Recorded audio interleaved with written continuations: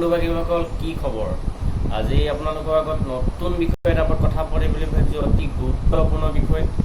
আপোনালোকে মোৰ চেনেলটো যদি প্ৰথম আহিছে তেন্তে মোৰ চেনেলটো লাইক কৰিব, শ্বেয়াৰ কৰিব, কমেণ্ট কৰিব আৰু ছাবস্ক্ৰাইব কৰিব আৰু বেল আইকন প্ৰেছ কৰিব। যেতিয়া মই নতুন নতুন টেকনিকেল ভিডিঅ' আগবঢ়াই থাকিম আপোনালোকে তাৰ নটিফিকেশ্যন সোনকালে পায়।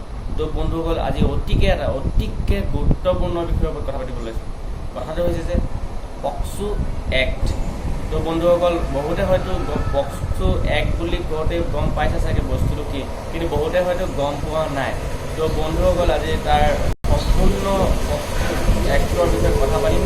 তো তোমালোকক বুজাই দিম বস্তুটো কি হয়, আইনখন কি, আৰু এই আইনখনৰ জৰিয়তে কিমান মানে ভয়ানক আইন আৰু কিমান বছৰ জেল পৰ্যন্ত বা মৃত্যু পৰ্যন্ত হ'ব পাৰে। তো বন্ধুসকল, ব'লা ভিডিঅ'টো আৰম্ভ কৰোঁ।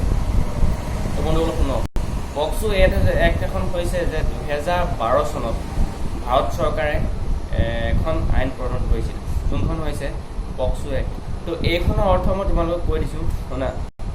তো বন্ধুসকল, এইখন আইন হ'ল নাবালিকা কিশোৰীক যদি ধৰ্ষণ কৰা হয়, তাৰ ফলত এই এক্টৰ অধীনত যোনজন ব্যক্তিয়ে সেই কিশোৰীগৰাকীক বা ছাপ'জ যিকোনো নাবালিকা কিশোৰীক যদি ধৰ্ষণ কৰে, সেই ব্যক্তিজনৰ জামিনবিহীন গোচৰৰ অধীনত ভাৰতৰ দণ্ডবিধি আইনৰ পক্সো এক্টৰ অধীনত পক্সো এক্ট 2012 অধীনত যাৱজ্জীৱন পৰ্যন্ত আৰু মৃত্যুৰ পৰ্যন্ত দণ্ড হ'ব পাৰে।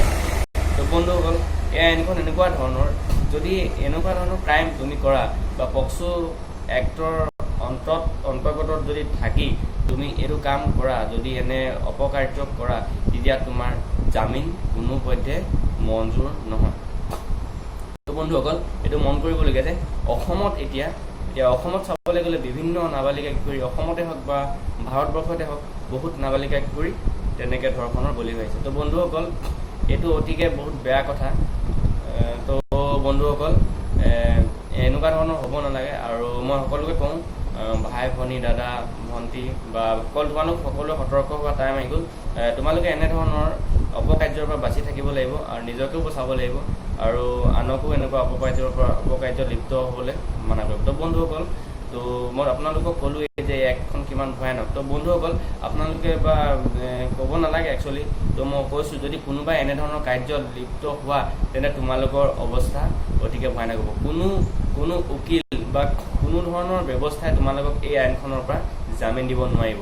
তো এইটোৱে হৈছে চবতকৈ ডাঙৰ আইন, যোনখন আইনৰ অধীনত যদি তুমি ক্ৰাইম কৰা, তেতিয়া তোমাৰ জামিনবিহীন গোচৰৰ অধীনত তুমি যাৱজ্জীৱন কাৰাদণ্ড আৰু বিচাৰৰ ওপৰত নিৰ্ভৰ কৰি তুমি 12 বছৰৰ পৰা ওপৰত, তলত নহয় কিন্তু 12 বছৰৰ পৰা ওপৰৰ ভিতৰত তোমাৰ জেল হ'ব আৰু মৃত্যুদণ্ডৰ পৰ্যন্ত হ'ব পাৰে। তো বন্ধুসকল, ভিডিঅ'টো আজিলৈ ইমানে। যদি ভিডিঅ'টো ভাল লাগিলে তেন্তে লাইক কৰিবা, কমেণ্ট কৰিবা আৰু শ্বেয়াৰ কৰিবা। আৰু এনেধৰণৰ নজনা কথাবোৰ গম পাই থাকিবলৈ মোৰ চেনেলটো ছাবস্ক্ৰাইব কৰিবা, লাইক কৰিবা, কমেণ্ট কৰিবা আৰু শ্বেয়াৰ কৰিবা। লগতে বেল আইকন প্ৰেছ কৰিবা, যেতিয়া নতুন ভিডিঅ' আপোনালোকৰ ওচৰলৈ লৈ আহোঁ তাৰ নটিফিকেশ্যন আপোনালোকে আগতে পাব। তো বন্ধুসকল, আজিলৈ বাই। তো ভিডিঅ'টো ইমানতে সামৰণি মাৰিছোঁ। ধুনীয়া ল'ৰাটোৰ কিনো হ'ল, ধুনীয়া হাঁহিটো কিনি